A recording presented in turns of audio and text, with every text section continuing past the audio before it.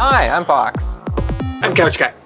You're watching the Two Smart Guys show, where every week we bring you the latest in tech news, tutorials on video It's not tech production news today. stuff, and It's not tech news today. modding, and I am responding, and it's all because obviously I didn't make myself clear, and in my efforts to make shorter videos, to make Pox happy.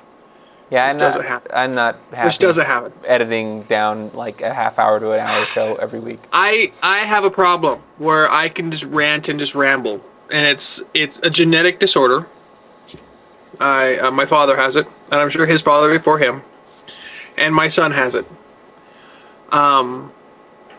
So we last week talked about 3D, the death of, Yeah. and I talked about how we got into a discussion about frame rates, and we got a discussion about all kinds of stuff. In the end, we got this comment, and I'm going to read it for you. And it's by Spook Minear. 60 frames, question mark. Yeah, this guy looks young enough to not have had a CRT monitor. 60 frames on a CRT looked horrible. Not the same as watching a movie, I'll give you that, but still. When you mess with shutter speed, you mess with reality. When you mess with frame rate, you mess with reality. You utter these words without explaining how they affect reality. Is a high shutter speed good or bad? Why? Is a high frame rate good or bad? Why? Elaborate, Mr. Coles. In cinema, realistic is bad? WTF. Okay. So there's a couple of these comments that are kind of like this. This is the one that was like most recent. And my thank you's unchanging, so my apologies. Oh, see, it did it automatically.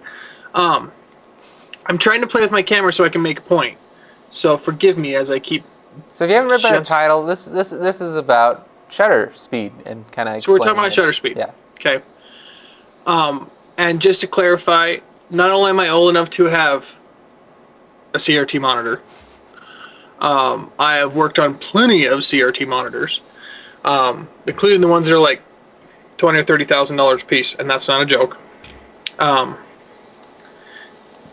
Anyway, I just helped I'm haul old a enough. CRT monitor into the trunk of a Chevy Cruze, and it did not fit. Those things are huge. Yeah, I unloaded my last CRT when I moved. Yeah, that thing was massive. That Yeah, did you like CRT. that? No. Oh no.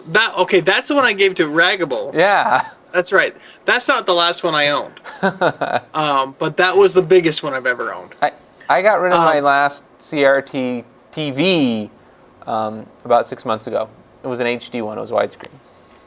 That's Monster. not 6 months ago. It was about a year ago, and you gave it to me. Oh. Not gave it to me. I bought it. But Really?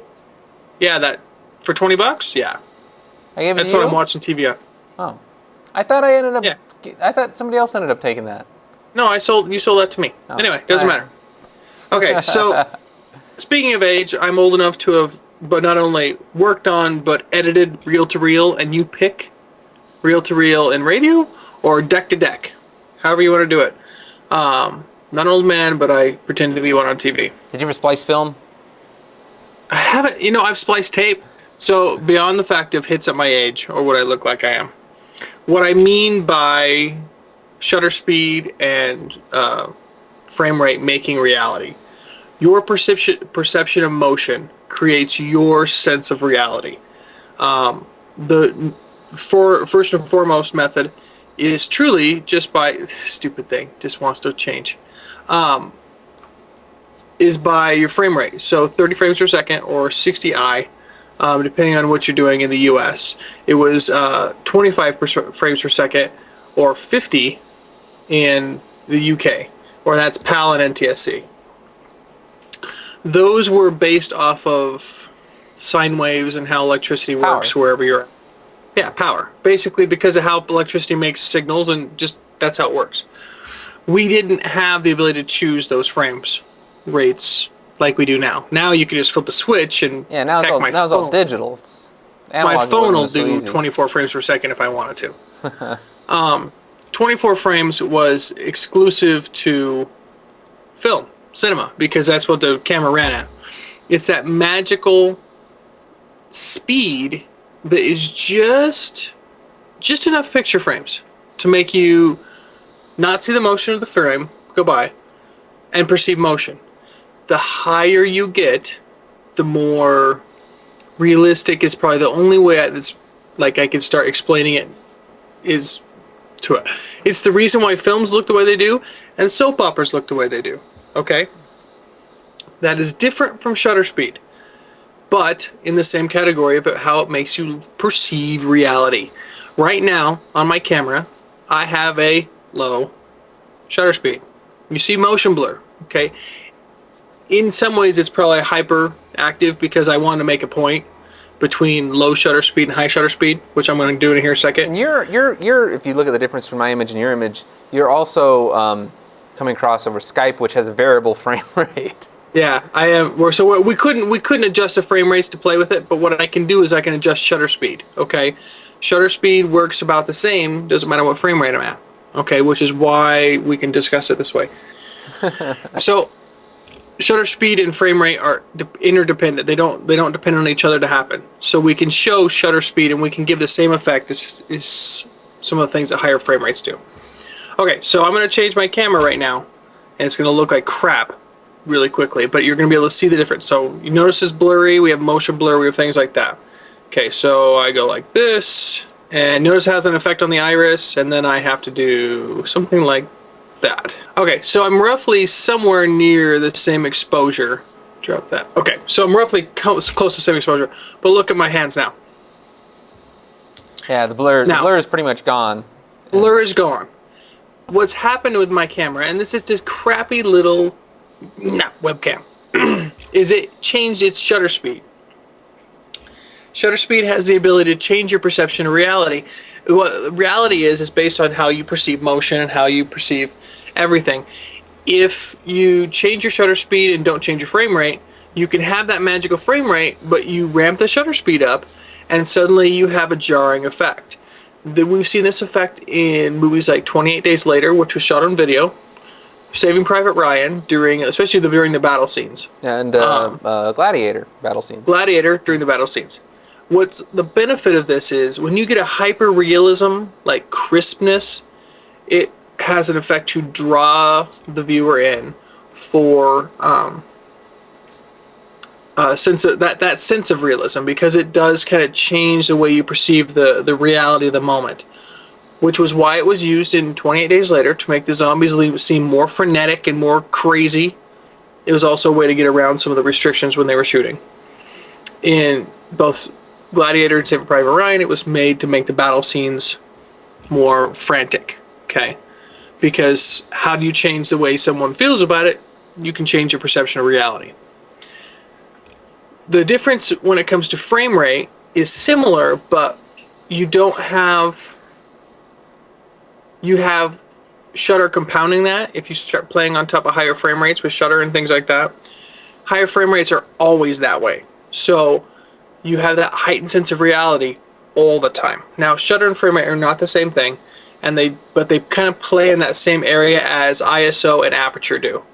Whereas ISO is the sensitivity to a camera, and the aperture is the amount of light hitting the sensor. They play with each other a little bit here and there in the same sense. That's how, frame rate and shutter work a little bit too. Is that the horriblest explanation ever to mankind? But does it make sense? Yeah, that makes sense.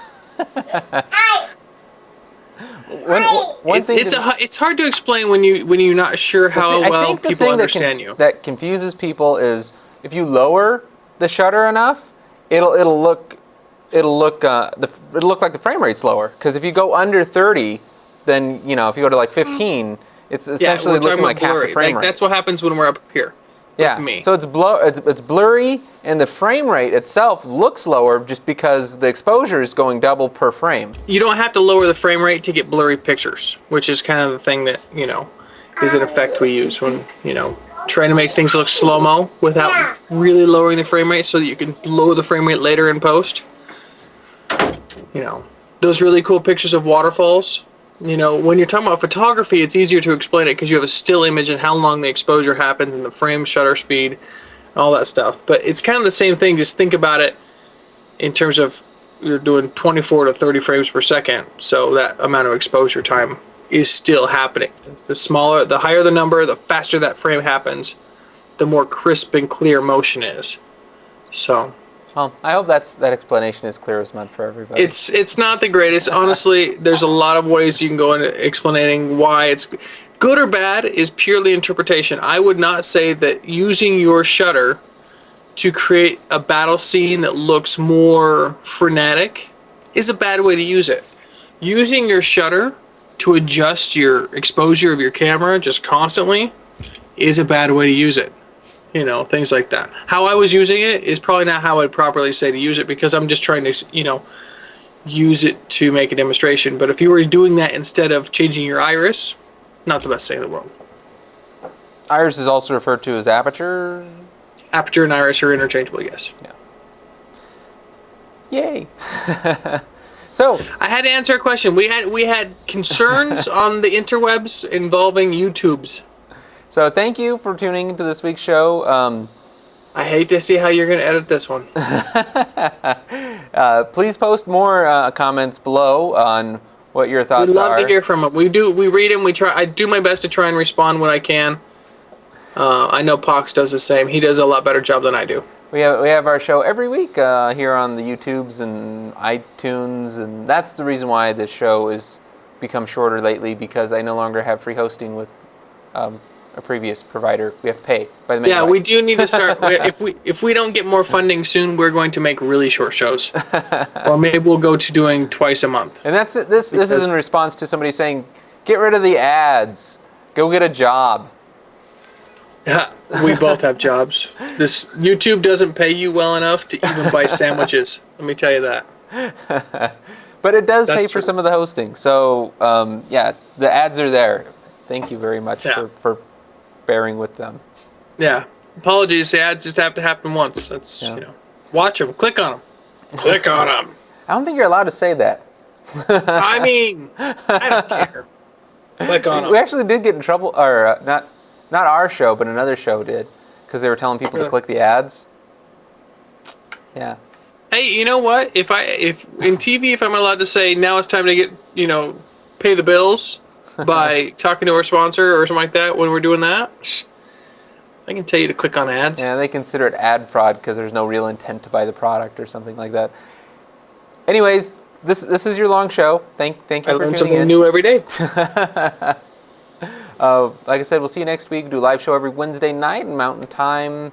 We're looking for 8:30. subjects. We're having the hardest time sometimes to come up with something to talk about that's so not here's related to my job. Here's a few ideas throughout. You guys, what do you guys want to see? I've been kicking around showing off how to do virtual machines with like a virtual box or one of the other free things where you can run a computer inside of a computer to test Which would out. be kind of a cool idea to talk about doing in a kitchen or things like that, where you don't really want a computer next to you, but you might want to have an interface. Things like that. So think about this in bigger terms. So it's not just a corporate environment we're talking about.